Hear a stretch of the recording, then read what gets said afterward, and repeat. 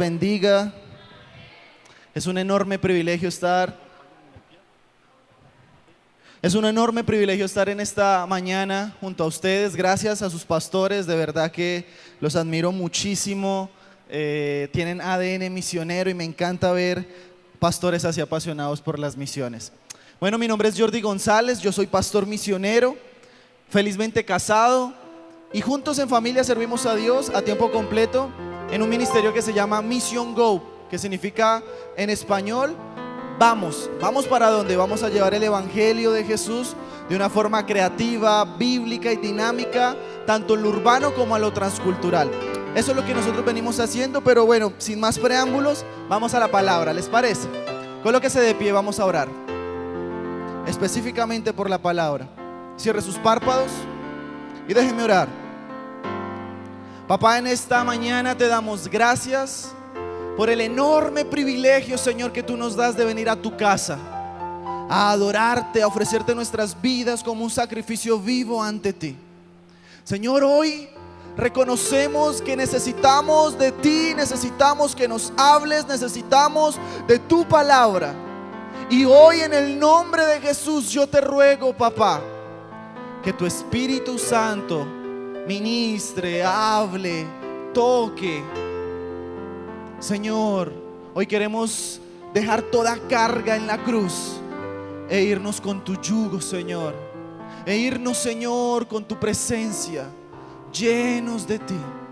Papá, yo te ruego que saques todo lo que hoy trae dolor, tristeza a tu corazón, todo lo que hoy viene, Señor, contaminando nuestras vidas, nuestra fe, y que hoy, papá, podamos reconocer que sin ti no somos nada. Papá, te damos gracias por este tiempo.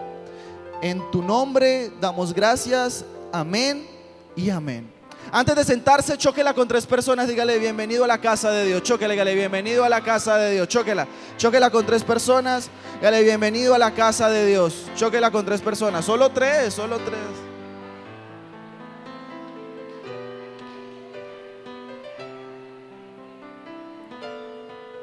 Amén. ¿Me ayudas con la segunda diapositiva?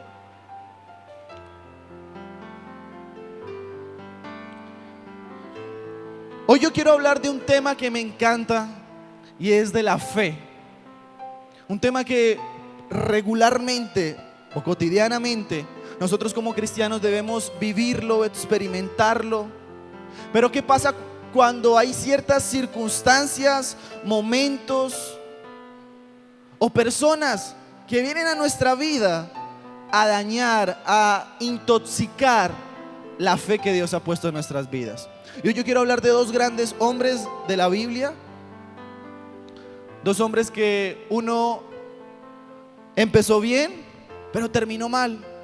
Uno empezó bien, el otro, pero terminó bien su carrera de fe. Y hoy yo quiero que vaya conmigo al primer libro de Samuel, capítulo 14, versículo del 1 al 6. Primer libro de Samuel, capítulo 14, versículo del 1 al 6.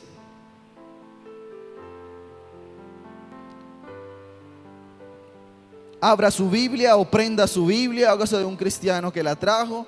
Primer libro de Samuel, capítulo 14, versículo del 1 al 6. Amén.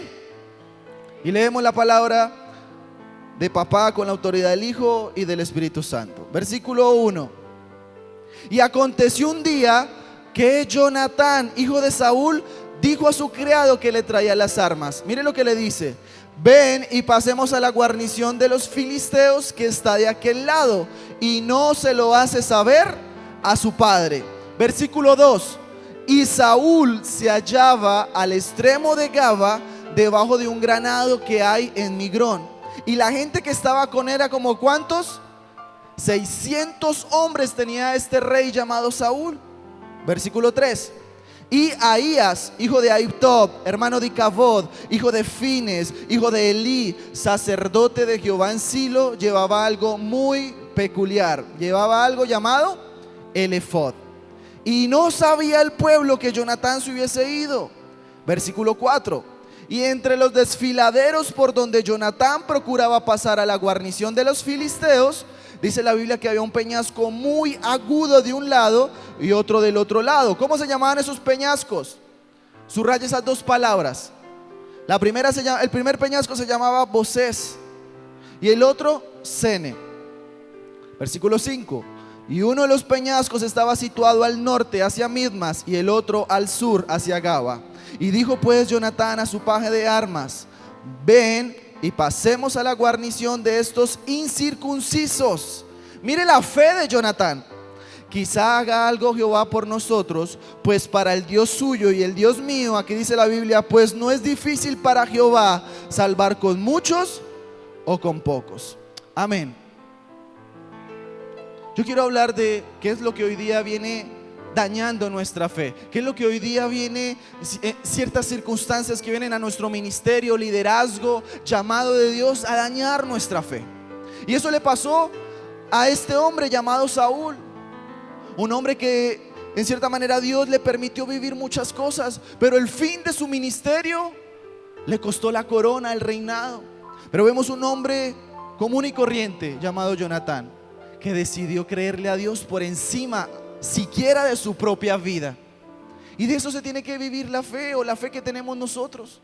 Una fe arriesgada, una fe que le crea a Él, una fe que no se limita, una fe de hijos arriesgados. Y quiero contarte qué es lo contrario a la fe. ¿Qué sería lo contrario a la fe?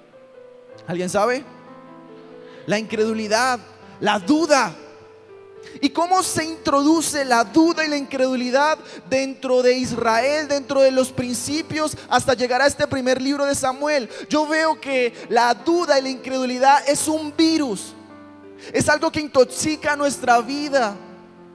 La duda y la incredulidad es un monstruo que tenemos que derribar. Pero lastimosamente el pueblo de Israel absorbió todo eso. Y yo quiero hacer un pequeño panorama rapidísimo del Pentateuco, no lo vaya a buscar, yo se lo resumo. Y vamos a ver un pequeño panorama rápido de los 5 primeros libros de la Biblia, antes de introducirnos al contexto de lo que estaba pasando. Y vamos a Génesis. Génesis es un libro de cómo Dios nos habla de cómo empieza a crear todo lo que vemos nosotros, la naturaleza, los 2 primeros seres humanos, el universo, y crea un árbol. Y en ese árbol le dice Dios: por favor, no vayan a comer de su fruto, porque cuando coman van a morir. ¿Y qué pasó? Decidieron desobedecerle y dudar a lo que Dios les había dicho que no hicieran. A raíz de eso entran las consecuencias, y de ahí se empieza a formar el pueblo de Israel. Y llegamos a Éxodo. Éxodo es un libro que nos habla, nos enseña de cómo el pueblo entra en un proceso de esclavitud y claman, y Dios les levanta un libertador llamado Moisés. Y allí Moisés saca a todo el pueblo de Israel con muchos milagros, las plagas, usted las conoce, y llegan a un mar llamado el Mar Rojo. Se encuentran cara a cara con el Mar Rojo. Y todo el pueblo comienza a decir: Moisés, nos has traído aquí para morir. Moisés, nos has traído aquí para que todos los soldados egipcios vengan a matarnos. Y vemos que Moisés, con una simple oración, creyéndole a Dios, un mar se abre en dos para que todo el pueblo incrédulo, para que todo el pueblo que estaba desobedeciendo a Dios, pudieran atravesar. Y vemos que a causa también de algo, volvemos nuevamente a la duda y la incredulidad. Ellos iban a demorar, después del Mar Rojo a la tierra prometida, se iban a demorar ¿cuántos días? 40 días iban a demorar. Pero a causa de su duda y de su desobediencia, su incredulidad, ¿sabe cuánto duraron en el desierto? Dando vueltas, 40 años. Hay algo que pasa allí.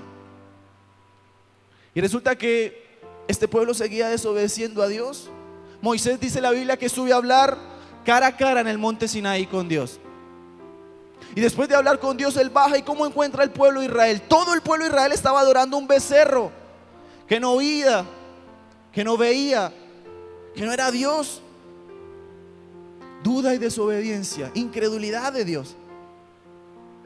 Y vemos que al pueblo de Israel se le sacaba la carne, se le sacaban los animales, se le sacaban las frutas, se le sacaba todo. Y mire que ellos comienzan a clamar a través de Moisés.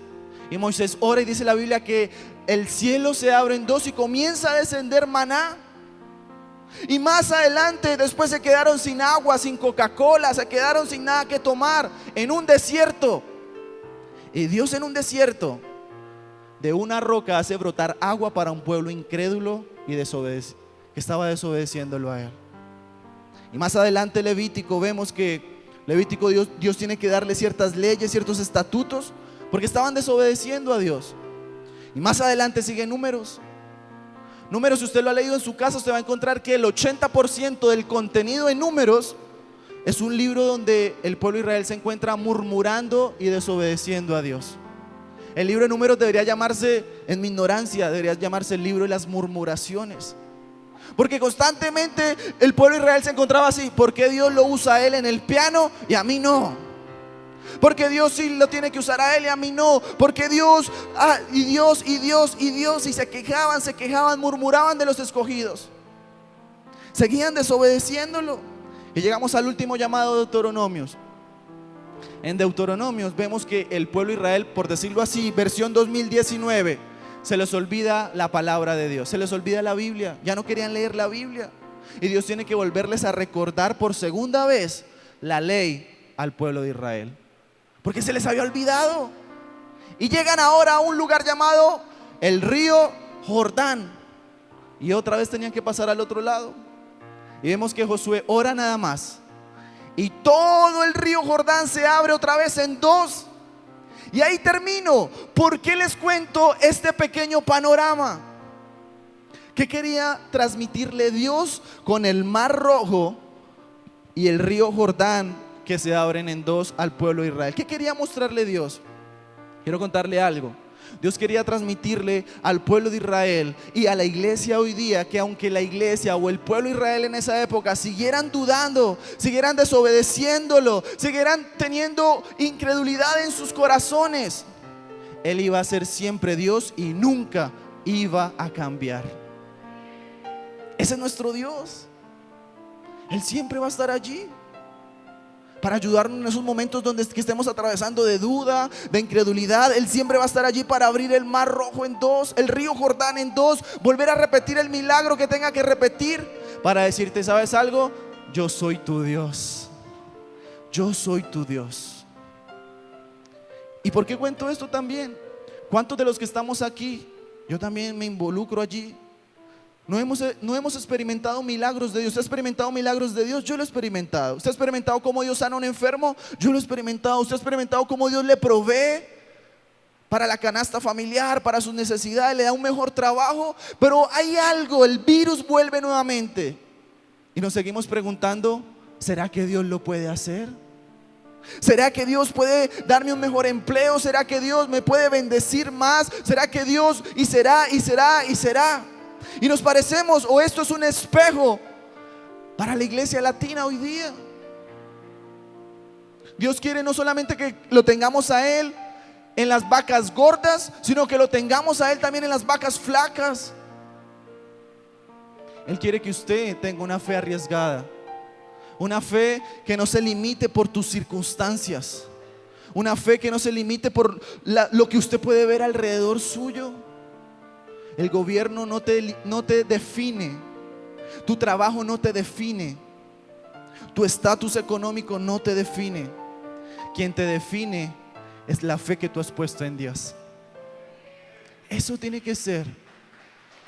Dáselo fuerte a Él.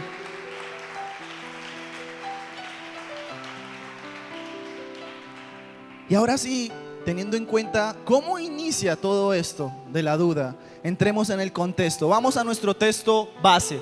Dale siguiente. Mire lo que pasa en nuestro texto base. Así que la raíz de lo que viene sucediendo es la incredulidad y la duda. Vayamos al primer versículo de nuestro texto base, primer libro de Samuel, capítulo 14. Mire lo que pasa. Y dice esto: y aconteció un día. Aquí dice la Biblia que fue un día cualquiera, en donde Jonatán, hijo de Saúl, ¿qué dice? Le dice a su criado: hey criado, vamos a ir usted y yo a derrotar a los filisteos incircuncisos, pecadores. ¿Por qué dice eso Jonatán? ¿Cuál es el contexto? Mire lo que estaba sucediendo ahí. Ponga mucha atención. Aquí vamos a imaginar que hay una montaña grande. Y vamos a imaginar que es el norte.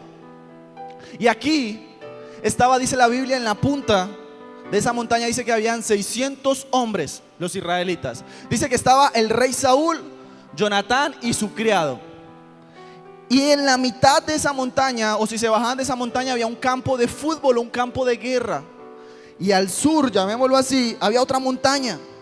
Y dice la Biblia en el siguiente capítulo que habían más de 1000 filisteos en esta montaña, preparándose contra los israelitas para enfrentarse. Los filisteos eran expertos, eran los más inteligentes en fabricar las mejores armas de la época, tenían los mejores herreros. Y los filisteos, ¿qué estaban haciendo? Fabricaban las mejores espadas, los mejores escudos. Eran muy inteligentes en fabricar eso. Así que Saúl, al enterarse de lo que había con los filisteos, se acobardó, se olvidó de Dios.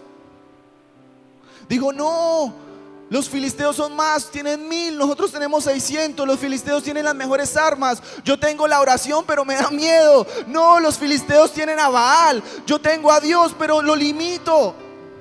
¿Y sabe qué hizo? Se acobardó y no quiso salir de su zona de confort, quiso quedarse ahí. Pero vemos que un hombre llamado Jonatán dice: si mi papá es así, si mi papá tal vez le gusta hacer eso, y conociendo la ley, porque vienen de la tribu de Benjamín, ya conocían la ley de Génesis hasta Deuteronomios, ya la conocían, del primer capítulo hasta el último capítulo se la sabían de memoria. Pero conociendo, no lo quiso hacer. Pero vemos un hombre llamado Jonatán que dice: yo voy a salir de la vida de mi papá, de que tal vez mi papá le gusta tomar, yo no voy a ser como él. Tal vez mi papá le gusta fumar, yo no voy a ser como él. Tal vez mi papá le gusta desobedecerle a Dios, pero yo no voy a ser como él. Y dice que se levanta Jonatán. Y dice la Biblia que se llevó a un criado. Y la pregunta que quiero hacerte es: ¿por qué Jonatán se llevó a ese criado? ¿Quién era ese criado? ¿Por qué específicamente se lo llevó? ¿Qué significado era llevarse ese criado? Sabiendo que Saúl tenía ¿cuántos hombres de guerra? 600. ¿Quién eran estos hombres de guerra? Te los voy a describir. Eran hombres así, eran hombres grandes, acuerpados, musculosos, mechudos, fuertes como yo. Pero dice la Biblia que él no se llevó a ninguno de esos 600. Se llevó un criado sencillo. Y dice también una cosa: no se lo hace saber a su papá. Primer punto que nos va a sacar de una vida, o va a quitar nuestra fe de vivir una vida tóxica, de una vida de incredulidad, de una vida donde estemos dudando de Dios. El primer punto es esto para salir de una vida de incredulidad y de duda: tener intimidad con papá. Ese es el primer punto. ¿Por qué? Mire lo que pasa aquí. Dice que él no se lo hace saber a su padre. ¿Por qué no se lo hace saber a su papá? Dice que él, Jonatán y su criado se bajan de la montaña y no se lo dicen saber a su papá. Hay algo que me encanta de la actitud de Jonatán. Mire la actitud de Jonatán. Jonatán, dígalo conmigo, no quería reconocimientos humanos. Jonatán no quería ser reconocido por el hombre. Porque donde Jonatán le hubiera dicho: papá, ya que usted no lo quiere hacer, yo sí lo voy a ir a hacer. Y saca pecho. Dice: yo sí voy a derrotar a los filisteos. Y posiblemente en ese momento Saúl, su corazón hubiera dicho esto: toquemos trompeta, admiremos al ungido de Jehová. Ya que nosotros no lo queremos hacer, mi hijo sí lo quiere hacer. Pero hay algo que me encanta de Jonatán, es que todo lo hacía en lo secreto. Jonatán no quería reconocimientos humanos. ¿Por qué digo que Jonatán tenía intimidad con Dios? Dice que cuando Jonatán ve por primera vez a David, ¿me das la mano tantico? Dice: dame la mano. Dice que él le da la mano y hacen un pacto, hacen un compromiso con David. Cuando ve Jonatán por primera vez a David, ¿por qué lo hizo? ¿Quién le mostró a Jonatán que David era el verdadero rey de Israel? ¿Quién se lo mostró? ¿Quién le dijo? ¿Será que lo vio por WhatsApp? ¿Por Facebook? No, Jonatán sabía que si tenía intimidad con Dios, Dios le iba a revelar todo lo que iba a pasar en el futuro. Porque de eso se trata la fe. Y al hacer ese pacto, ese compromiso, Jonatán dijo: Él sí es el verdadero rey de Israel. A Él hay que obedecerle. Y esto me encanta, y es esto: para usted poder saber, conocer lo que Dios quiere para su futuro, en su fe, en su ministerio, es necesario que la iglesia entendamos que necesitamos pasar más tiempo de calidad con Dios y menos tiempo de calidad con la fama del hombre. Es necesario.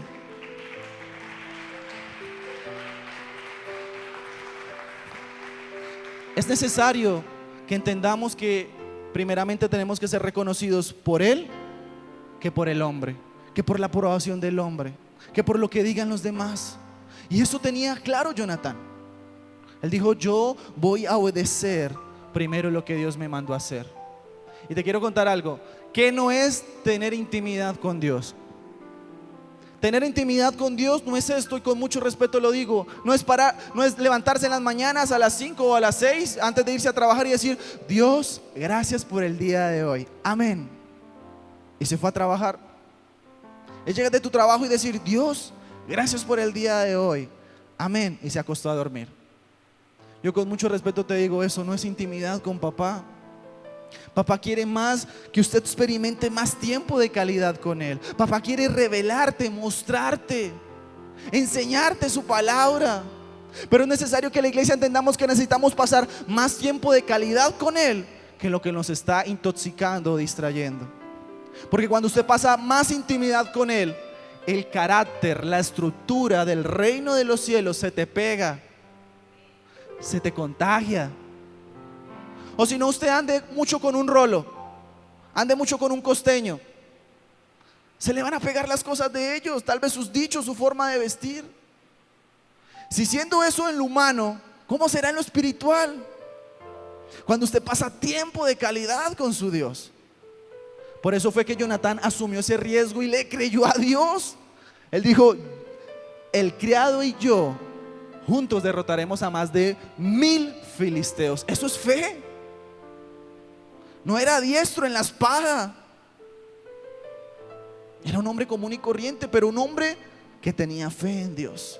Así que el primer punto para salir de una vida tóxica, de una vida de incredulidad, de una vida de duda, es volver nuevamente a la intimidad con papá. ¿Usted quiere ser un favorito de Dios? Se lo resumo en esta frase: Dios no tiene personas favoritas. Dios lo que tiene son personas íntimas. Y si usted se quiere volver un favorito de Dios allá en el cielo, tenga intimidad con Él. Ese es el secreto de Hebreos 11. Ese es el secreto de todos los hombres que salen en la televisión, los de la Biblia. Fe, intimidad con Él. Amén. Versículo 2. Aquí la Biblia te va a describir cómo estaba Saúl. ¿Por qué Saúl se intoxicó? ¿Por qué Saúl dejó que su fe se cayera al piso? Mire lo que pasa ahora en el versículo 2. Y Saúl se hallaba al extremo de Gaba. ¿Debajo de qué? De un granado que hay en Migrón. Y la gente que estaba con él era como ¿cuántos? 600 hombres. Mire lo que llevó a intoxicar a Saúl.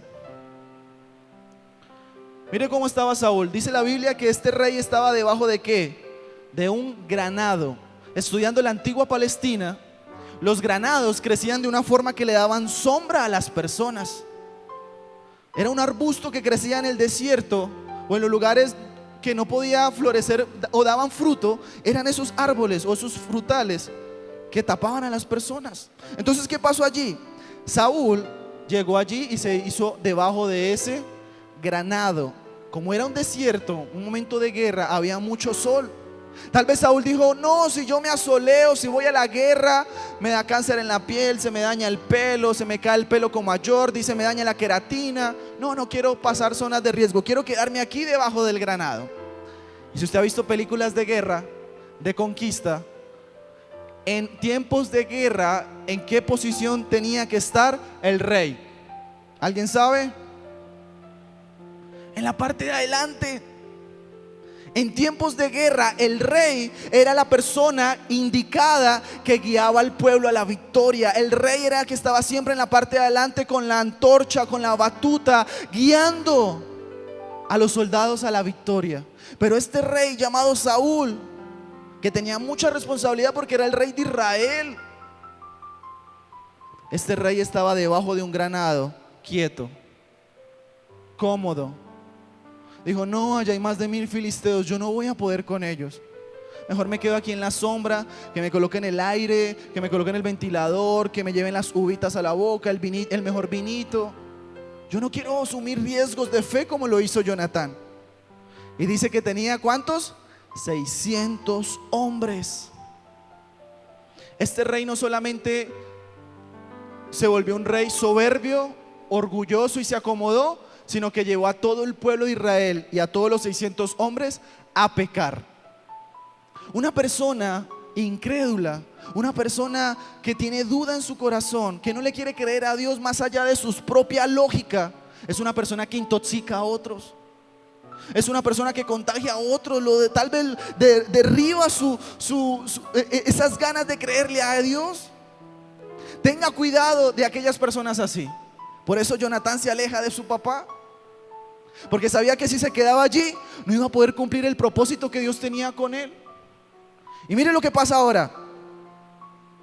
¿Por qué digo que este rey llevó al pueblo a pecar? Comprobémoslo en la Biblia. Vamos al primer libro de Samuel, ese mismo libro, capítulo 13. Primer libro de Samuel, capítulo 13, versículo 12, al final. Mire lo que dice eso, leámoslo. Mire lo que dice allí. Primer libro de Samuel, ese mismo libro, capítulo 13, versículo 12. Mire lo que dice. Al final dice esto. Primer libro de Samuel, capítulo 13, versículo 12. Mire lo que dice al final. Miremoslo acá. Dice la Biblia que Saúl, ¿qué hizo? Se esforzó y fue y le ofreció un holocausto a Dios. ¿Qué simboliza eso? Había un vidente, un profeta en esa época llamado Samuel. Y Samuel, inspirado por Dios, le dice Samuel a Saúl, le dice: Saúl, espérame 7 días. No te desesperes, no te afanes, y yo iré a tu encuentro y juntos ofreceremos holocaustos a Dios. No te desesperes, vamos a saber la voluntad de Dios. Pero Saúl dice: hay más de 1000 filisteos, no voy a poder con ellos. Mejor me voy a ir a esforzar en mis propias fuerzas y voy a tratar de comprar a Dios, porque dice que le ofreció un holocausto. Algo claro aquí: el rey en esa época no podía ofrecer holocaustos a Dios. No tenía esa labor. Era el vidente de la época, que era el profeta. Así que este rey pecó haciendo su voluntad y tratando de comprar a Dios, tratando de comprar el favor de Dios. Segunda cosa que va a intoxicar tu vida, tu fe, que va a dañar, que va a traer incredulidad, ¿sabe qué es? Hacer las cosas a tu manera. Cuando tú haces las cosas a tu manera, en tu propia sabiduría, en tu propia prudencia, cuando tú te crees más sabio que Dios, cuando te crees más inteligente que la Biblia, te voy a decir algo: te puede pasar lo que le pasó a Saúl. Te puedes estrellar y ese estrello te va a causar lágrimas. A Saúl, ¿sabe qué le costó? La corona. A Saúl le costó el reinado. No pudo levantarle casa a Dios. Así que tenga cuidado de hacer algo que Dios te está diciendo: ten cuidado, no hagas eso. Así que tenga cuidado de hacer las cosas como te parecen, porque posiblemente va a traer duda e incredulidad a tu vida, porque no estás dependiendo 100% del que está arriba en los cielos. Amén. Dale un fuerte aplauso al Señor.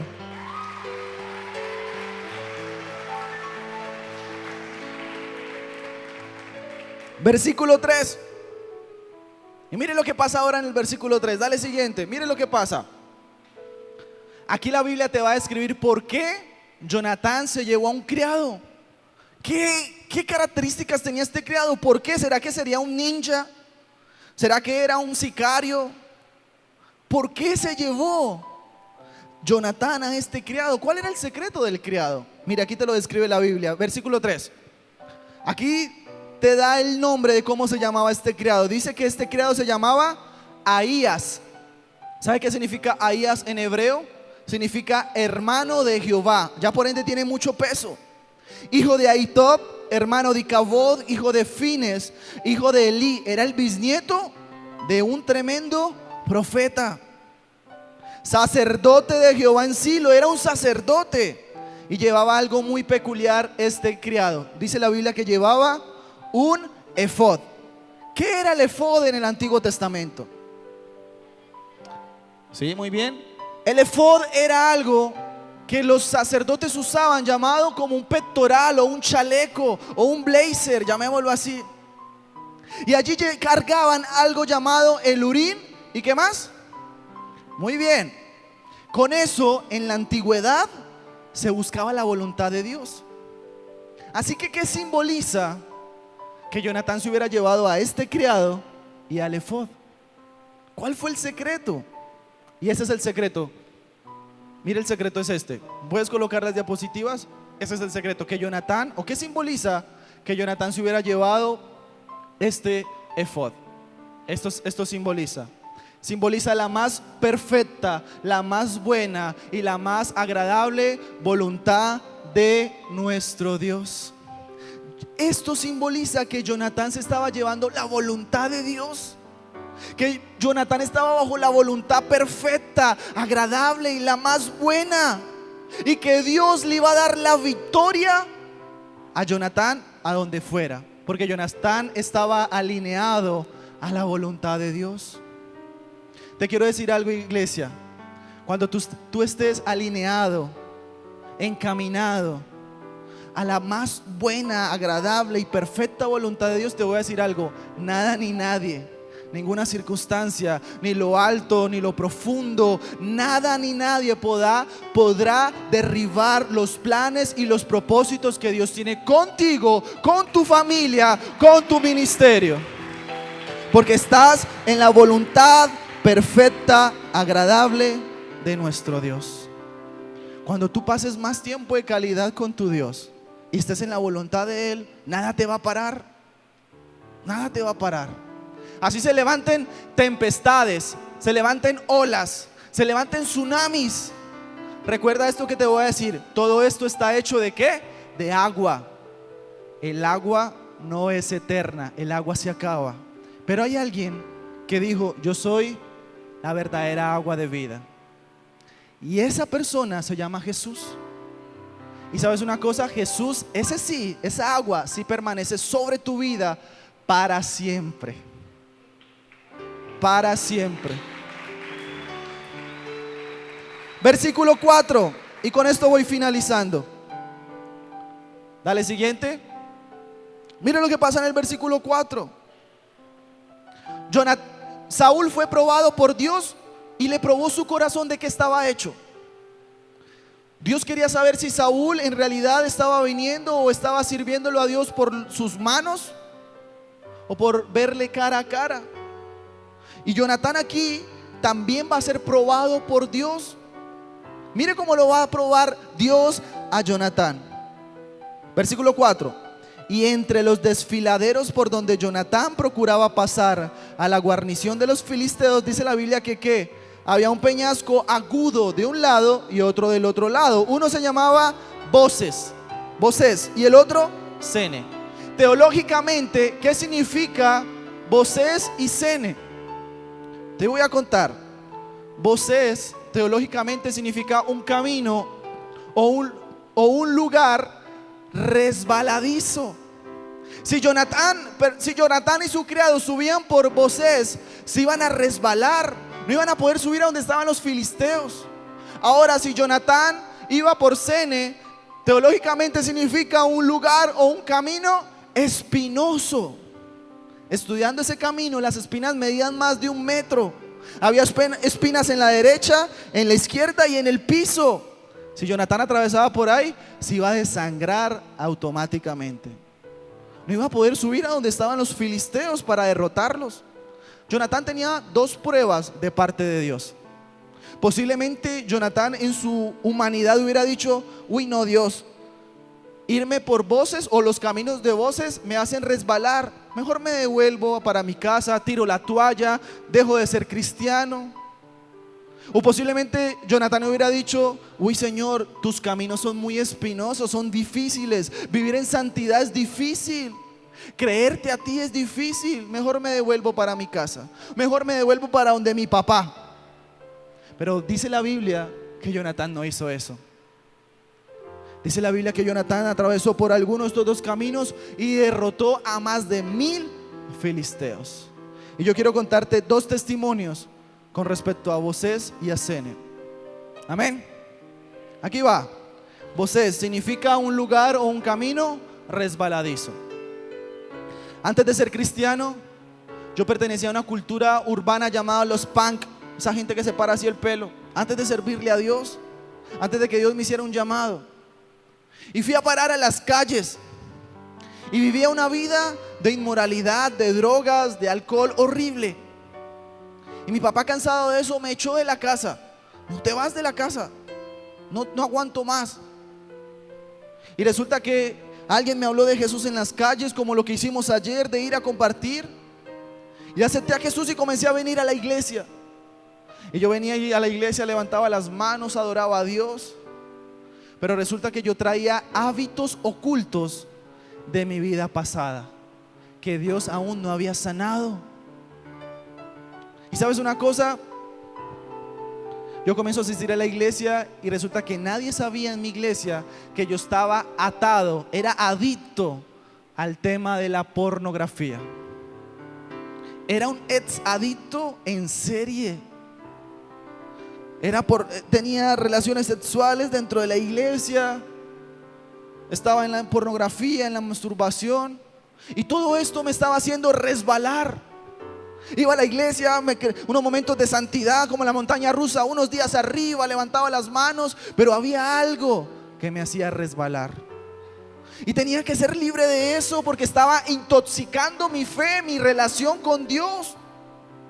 ¿Y sabes algo? Entendí esto. Nosotros como cristianos necesitamos ser cristianos radicales.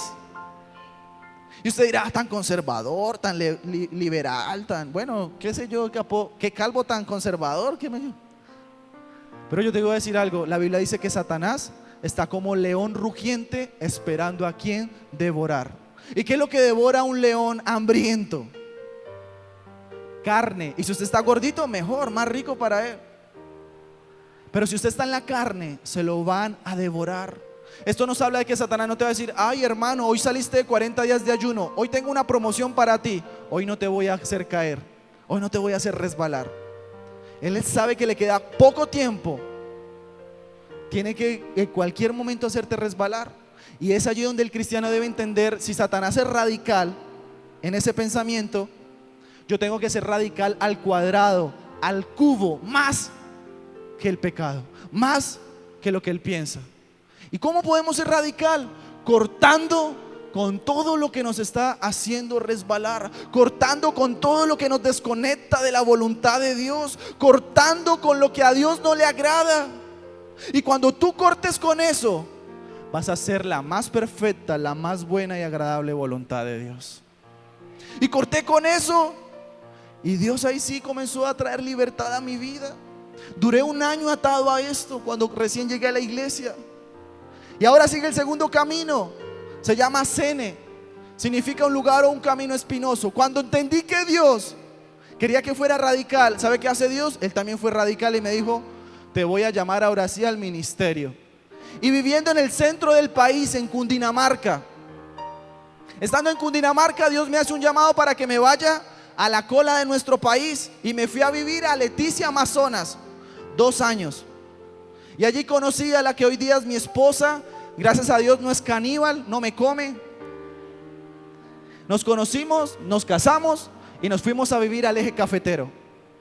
Antes de casarnos, yo le digo esto a mi esposa: amor, lo único que tengo para el matrimonio es esto: una tienda de camping y una maleta mochilera Toto de 90 litros. ¿Le gustaría casarse conmigo? Ella dijo sí porque en ese momento tenía pelo. Y resulta que nos casamos y nos fuimos a vivir a Armenia. Y estando allí en Armenia, yo no tenía trabajo, nadie me conocía. Yo iba, tocaba puertas, todos me cerraban la puerta. Otra cosa, era estéril, no podía tener hijos. Antes tuve una operación en mi cuerpo y el doctor me dice: vas a tener una luna de miel eterna, nunca vas a tener hijos. Entonces yo estaba confiado en mi luna de miel. Y en mi luna de miel mi esposa quedó en embarazo. Y cuando mi esposa queda en embarazo, las mujeres saben que han tenido hijos, que cuando las mujeres sexto o séptimo mes empiezan a decir: amor, estoy antojada de algo, quiero vestirme de esta forma. Y mi esposa, estábamos cenando, vamos a imaginar que hoy, y me dice: amor, estoy antojada de una pechuguita asada en salsa. Cuando ella me dice eso, acá en mi boca se me hace una papa de espinas. Yo no sabía si tragarme esa papa de espinas o vomitar esa papa de espinas, porque literalmente, voy a abrir mi corazón con usted, no tenía ni siquiera 50 pesos en mi bolsillo. Yo no sabía cómo responderle a mi esposa y al niño que venía en camino al otro día para un antojo. Ni siquiera teníamos huevos de codorniz, no había nada. Y estando ahí cenando, oramos y se fue a dormir. Y yo voy por fe y voy y abro la nevera. Señor, provéeme. Abro la nevera y estaba como mi cabeza pelada. Y después voy y miro la alacena y no había nada tampoco. Y yo voy súper triste a llorar y le digo: Señor, me quebranto y le digo: Señor, tu palabra dice que tú eres Jehová Jireh. Señor, tu palabra dice que tú eres quien me provee. Tu palabra dice que tú eres el dueño del oro y la plata. Y comencé a llorar desesperadamente y decirle: Señor, ayúdame. Porque ¿qué estaba pasando? ¿Qué iba a pasar mañana? Mañana mi esposa se iba a levantar embarazada y yo literalmente no tenía para el desayuno. Y como hombres sabemos que nosotros somos quien proveemos para el hogar. Somos los sacerdotes que Dios ha escogido para el hogar. Somos los que les damos cobertura a nuestra familia. Y usted decirle como hombre a su esposa: perdóname, pero no tengo para el desayuno. Y ni siquiera para antojarte, para complacerte esa pechuguita en salsa. A mí se me quebró el corazón. Estaba atravesando por un momento espinoso, súper espinoso. Yo no sabía qué hacer. Yo recuerdo que de las 11 a las 12 de la noche yo estaba orando desesperadamente, orando. Y ¿sabes algo? Sucedió algo, preste mucha atención. En ese momento me quedé dormido. Y al otro día una señora de mi iglesia golpea la puerta. Y como las mujeres en embarazo duermen harto, pues yo fui a abrir. Y era una señora de mi iglesia con una cara de ponqué diciéndome: Jordi, desde ayer no he podido dejar de pensar y soñar en la familia González. Desde ayer no he dejado de pensar en que venga y le traiga esto. Y esa señora traía sus dos manos ocupadas. Y llega y me dice, traía un porta así como este, transparente, caliente, ahumado. Y me lo entrega y me dice: aquí te manda Dios. Y yo lo abro porque soy muy curioso. Y era la pechuga en salsa exacta que mi esposa me estaba pidiendo. Y de su mano derecha saca un costal y me dice: aquí te manda Dios.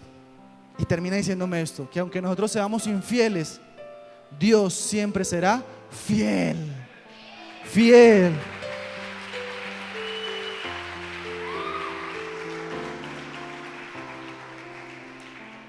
Colócate de pie.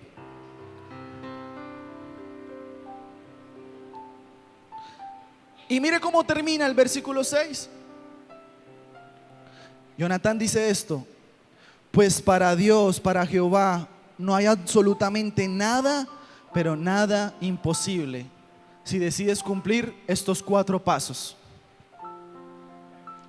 Pasar más tiempo de calidad con Él, hacer primeramente su voluntad y salir de todo camino que te esté obstruyendo que te está intoxicando y que está dañando tu fe. Amén. Cierra tus párpados, vamos a orar.